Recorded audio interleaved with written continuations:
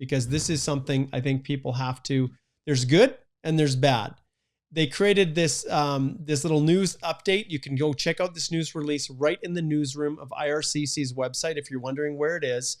Those of you probably saw Canada Visa give a pretty good summary of what this was about, but I want to look a little bit deeper. I want to talk about the impact that this is likely going to have on FSW and CEC applicants in particular, but also those that are in Canada.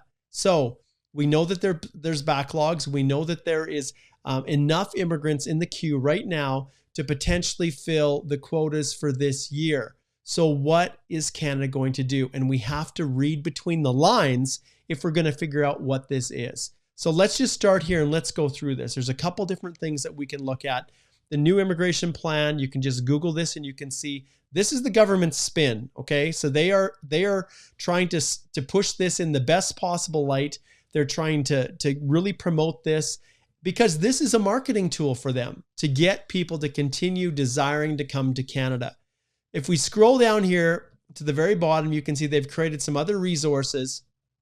One is this nice little infographic, which when you pull it up, it gives us a pretty high level of what they're looking at. We'll take a snapshot of this, then we'll jump back because I want to read the fine print. And I want to pull out for you guys some of the things that I'm seeing with the language that they're using, and to refer back to some things that people are not talking about right now, which were announced a little bit earlier, which play into all of this. So if we start here, you can see, yes, congratulations. You can see right here, in 2021, they brought in 405,000 permanent residents. Great. Okay.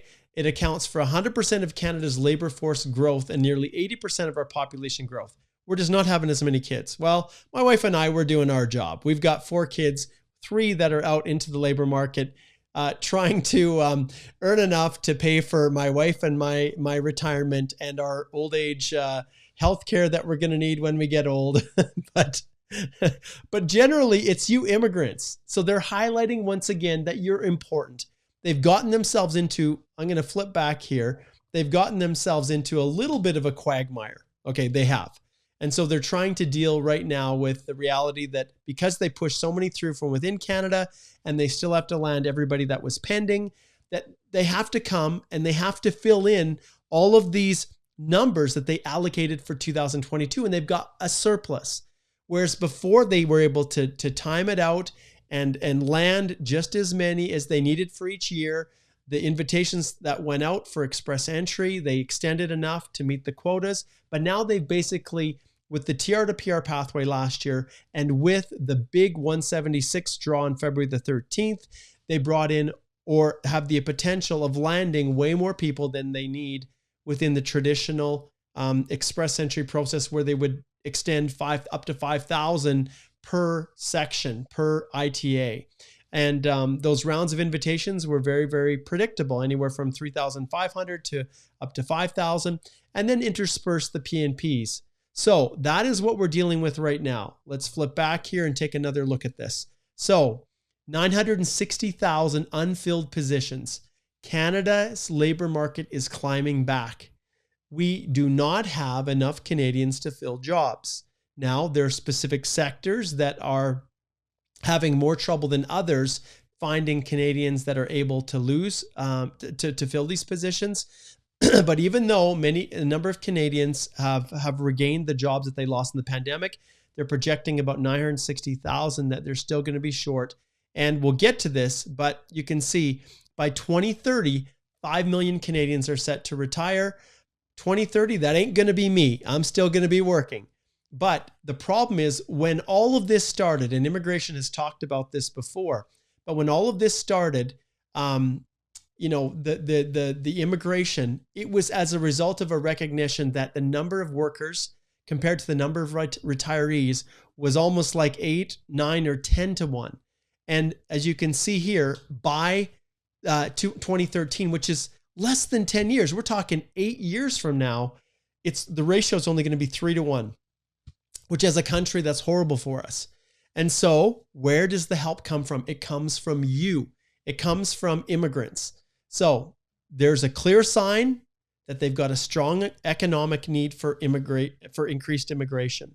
So understand, you guys, there is a significantly high level of politicization of all of this. So yes, certain parties want to restrict immigration, certain parties want to increase immigration, but generally speaking, most of the mainstream parties recognize the importance to Canada and our economic recovery and our economic future in having immigrants come, enter our labor market, and help us to sustain our services in this country. Remember, we are not like the US. So we are not a country where everybody, it's kind of eat what you kill. It's like you get more money in your pocket to do with it what you want to, but you don't have the same level of services that we in Canada are really benefiting from. And when I think about this, I think about our healthcare. I think about our education system. Every time I go down to the States, one of my sons is attending school down in Idaho. He's attending a private school that is run by our church, the Church of Jesus Christ of Latter-day Saints. His tuition is fairly reasonable because of the tithing that I pay back to the church. And so that goes to run the schools and a whole bunch of other things. But for a lot of students in the US, the tuition is like off the charts. Well, a lot of taxpayer dollars here in Canada go to funding, in part, educational institutions, especially obviously the public ones. And so when it comes to driving down, taking my son down to Idaho, the roads aren't nearly as good as they are here. And so building and reinvesting in infrastructure for the collective good of all, that's what that's what we're striving for. So we're willing to give up a few more of those tax dollars. And trust me, anyone that is in a higher income level, the higher you get, the more taxes you pay. And so there's been some years when my taxes that I've paid have been really high, others where it's been low, especially earlier in my career. And so the idea is that we collectively pool that together and then we distribute it for the equal good of all Canadians. Healthcare, yes, is a big one, but also education and infrastructure and all of the things that we have and that we benefit from. So in order to pay for those things, and if we go back here, and this is what people don't understand sometimes, in order to pay for those things, if we have a ratio of only 3 workers to every 1 retired person, understand that this is going to be really, really challenging to continue to meet the level of services that we enjoy. It's just not going to be sustainable, especially if all of these individuals here, 3-to-1 ratio, are drawing a pension, drawing retirement, while there's fewer people contributing to it. And that's just multifaceted things that are going on here. So if we've got 5 million Canadians set to retire by 2030, how are we going to replace them? And not just replace, but increase. That's where the plans come in. So we go down here a little bit further, you guys can see the levels plans, generally speaking, and we're going to dive in deeper here, but generally speaking, yes, they are going to increase to 431,645 for 2020, 447.55 for 2023, and 451,200 in 2024, which all of these levels are off the charts. They are. And so where are they coming from? Well, we'll get into that. But the overall admission, the goal by 2024 is to be at about 1.14% of the total Canadian population. So that's what they're kind of anchoring it to, is 1% of the population is immigrants each year. So 60% of admissions in the economic class. But for those of you who are CEC and FSW, you are now wondering, Mark, what does this mean for me? I'm going to make you wait a little bit longer because I need to set the stage for this. But the reality is this year is not going to be a good one for federal high skilled individuals. It's not. But what does that really mean with the levels? What does it mean with the rounds of invitations? What does it mean for potentially new essential TR to PR pathways or for any new type of immigration? What does it mean for the international students?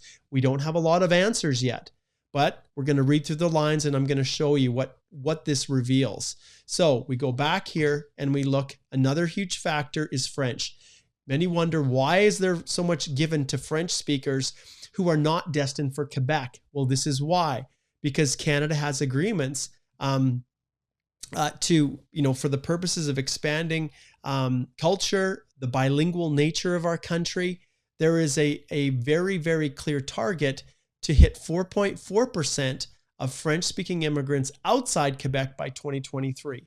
Quebec has its own gig, it has its own program, but the federal government wants to make sure that at least 4.4% of the total immigrants have French-speaking abilities and that they land and they live and spread the French language outside of the province of Quebec. That's why there's 25 and 50 points given for federal through the express entry process for French-speaking ability. That's why it's there. It's to help to advance this. And ultimately, nice, there's my family farm with the barn and the trees and the nice grass. Okay, maybe it wasn't exactly like that, but spreading the benefits of immigration to communities all across Canada. Communities. Remember that word. Remember how we talked about Minister Fraser, the fact he's from Nova Scotia, the fact that he just himself made permanent the Atlantic Immigration Pilot Program, the community-based rural and northern immigration pilots. Those are still very, very much in play. And Canada is looking to spread seeds across the board and not just pull immigrants in based on pure human capital. That's where we're at. All right, let's